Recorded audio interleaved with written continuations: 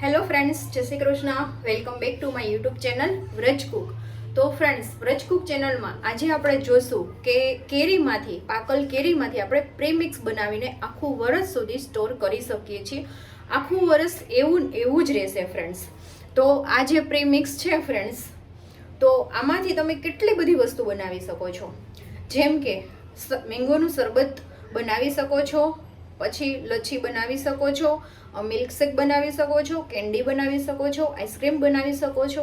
જ્યારે પણ તમને ઈચ્છા થાય, અધરવાઇઝ બાળકોને મોટાને ક્યારેય પણ ઈચ્છા થાય તો આ પ્રીમિક્સમાંથી તમે વસ્તુ બનાવી શકો છો. અને એટલું જ સરસ ટેસ્ટી પણ લાગશે. એવું નથી કે જે આપણે રિયલ મેંગો ખાતા હોઈએ છીએ તો એનાથી થોડુંક ડિફરન્સ ને ટેસ્ટમાં ફેર પડી જાય. ના, એવું નથી. એકદમ, અને કોઈ પણ આમાં આર્ટિફિશિયલ કલર, એકદમ નેચરલ રીતે કે કોઈ પણ આમાં પ્રિઝર્વેટિવ એડ નથી કરેલું, તો પણ આખું વરસ એવું જ રહેશે ફ્રેન્ડ્સ. તો ચલો આજની આ રેસીપી જોઈએ ફ્રેન્ડ્સ. રેસીપી તમે એન્ડ સુધી જોજો તો તમને ખ્યાલ આવશે. અને આગળ આ પ્રીમિક્સમાંથી હું તમને શરબત અને મિલ્કશેક બંને બનાવતા શીખવીશ. તો ચલો આજની રેસીપી સ્ટાર્ટ કરીએ. રેસીપી તમને થોડી પણ પસંદ આવે તો વિડીયોને લાઇક, શેર અને સબસ્ક્રાઇબ કરવાનું બિલકુલ ભૂલતા નહીં. અને હા ફ્રેન્ડ્સ, તમારા મિત્રોને પણ શેર કરવાનું ભૂલતા નહીં. તો ચલો આજની રેસીપી આપણે સ્ટાર્ટ કરીએ. તો ફ્રેન્ડ્સ, અહીંયા મેં છે ને કેરી લઈ લીધી છે. અહીંયા મેં કેસર કેરી લીધી છે. તમે તમારી ચોઈસ પ્રમાણે છે કેરી લઈ શકો છો. રાજાપુરી છે, તોતા કેરી છે. તો પહેલાં આપણે કેરીને છાલ ઉતારીને પીસીસ કરી લેવાના છે. ફ્રેન્ડ્સ, અહીંયા મેં પીસીસ કરી લીધા છે. હવે આપણે બ્લેન્ડિંગ જાર લઈ લઈશું. એમાં આપણે પીસીસ એડ કરી દેવાના છે. અને પીસવામાં આપણે બિલકુલ પાણી કે દૂધ કંઈ એડ નથી કરવાનું. આવી રીતે જ એને એકદમ સરસ રીતે આપણે પ્યુરી બનાવી લેશું.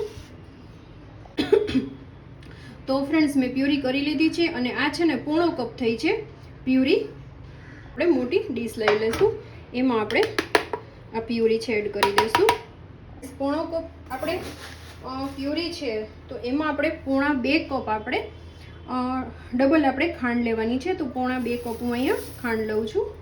અને ખાંડ છે ને હંમેશા આખી જ લેવાની છે. એ વાતનું તમારે ખાસ ધ્યાન રાખવાનું છે.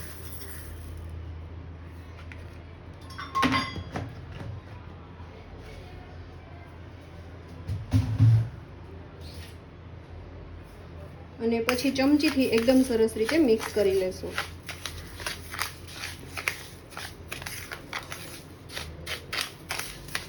પછી એકદમ સરસ રીતે આખી થાળીમાં આપણે આછી એવી કરવાની છે. જો તમારે વધારે કરતા હોય ફ્રેન્ડ્સ તો બીજી થાળી કરવાની છે, પણ મારે તો અહીંયા એક જ થાળીમાં સમાઈ જાય એમ છે.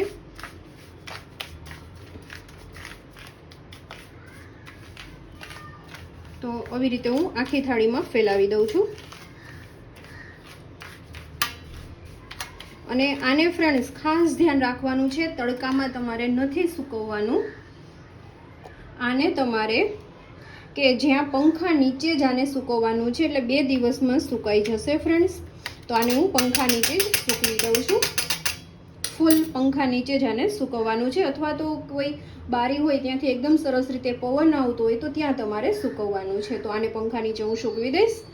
જો ફ્રેન્ડ્સ, તો આપણે મેંગોનો જે પાવડર બનાવેલો હતો ને એ પણ એકદમ સરસ રીતે થઈ ગયું છે.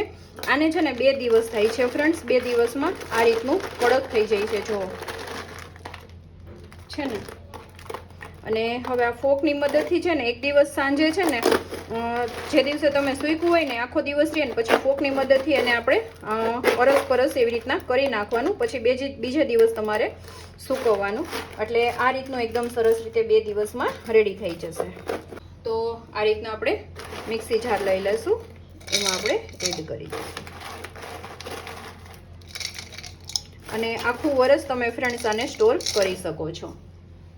ફ્રેન્ડ્સ, આ રીતનો પાવડર છે બની જાય છે. જો એકદમ સરસ સ્મૂધ પાવડર. આપણો મેંગો પ્રીમિક્સ પાવડર રેડી થઈ ગયો છે.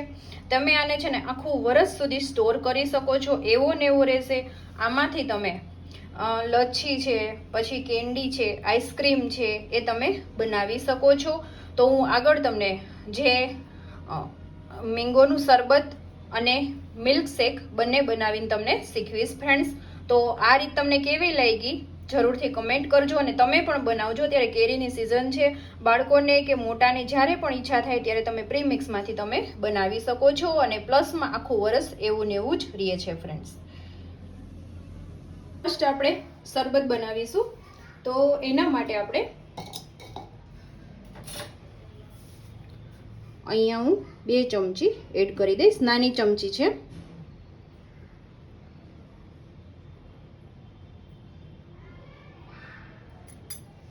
અને એકદમ ઠંડુ આપણે પાણી એડ કરવાનું છે.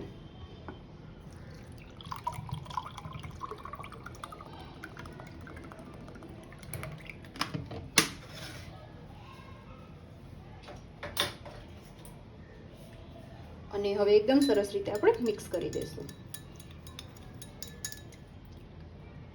તો જો આપણું જે શરબત છે બનીને રેડી થઈ ગયું છે. એકદમ ઇન્સ્ટન્ટ ફટાફટ જ બની જાય છે ને. તો આ રીતે જ આપણે મિલ્ક શેક પણ બનાવીશું. બ્લેન્ડિંગ જારમાં દૂધ લઈ લીધું છે, એમાં આપણે 3 ચમચી એડ કરીશું.